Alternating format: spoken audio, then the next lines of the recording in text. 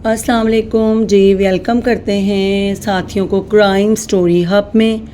जब अफराद अपना ज़मीर बेच देते हैं तो फिर अदारे, निज़ाम और आखिरकार पूरा मुल्क बिखर जाता है। ये सिर्फ किसी एक शख्स पर तनकीद नहीं बल्कि हम सब की इज्तिमाई नाकामी की बात है। पहले अपना ज़मीर ही बेच डाला था, अब कुछ बाकी नहीं बचा। किसी ने कहा अब बेच डालो ज़मीर अपना। कहा मैंने सबसे पहले अपना ज़मीर ही बेच डाला था, इसके बाद ये सब कुछ बेच डाला। कौमें गैरत और वक़ार के साथ ज़िंदा रहती हैं।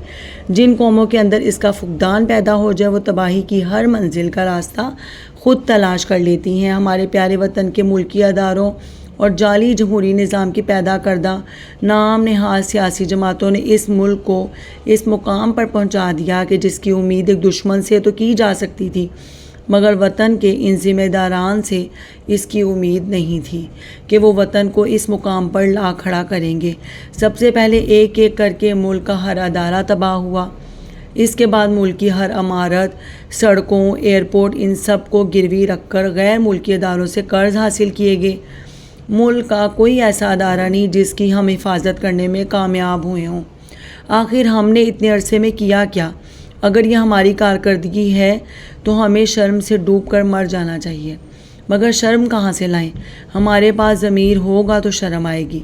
हमने तो सबसे पहले ही अपना ज़मीर बेच डाला था।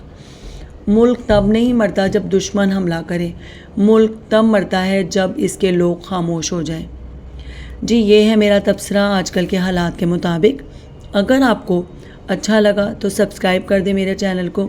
अल्लाह हाफिज़।